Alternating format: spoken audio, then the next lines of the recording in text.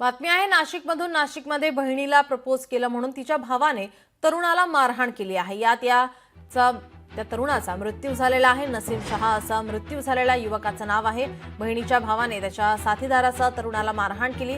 नाशिकच्या गंगापूरमध्ये ही धक्कादायक घटना घडली आहे। गंगापूर पोलीस ठाण्यात गुन्हा दाखल करण्याची प्रक्रिया सुरू आहे। बहिणीला प्रपोज का करतो असं विचारत तरुणाला मारहाण करण्यात आली। यात त्याच्या डोक्याला गंभीर दुखापत झाली, त्यामुळे उपचारादरम्यान त्याचा दुर्दैवी मृत्यू झालाय। आपले प्रतिनिधी महेश महाले आपल्यासोबत फोन लाईनवरून जोडलेत। महेश, काय अधिकची माहिती?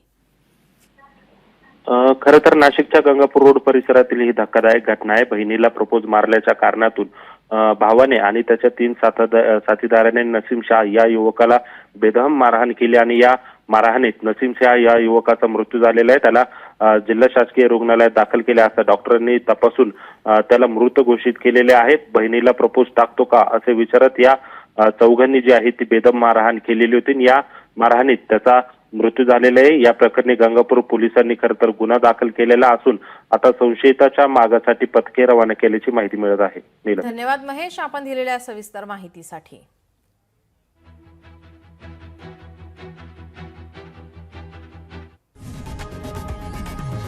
लोकशाही मराठी ऐका, पहा, जागरूक रहा।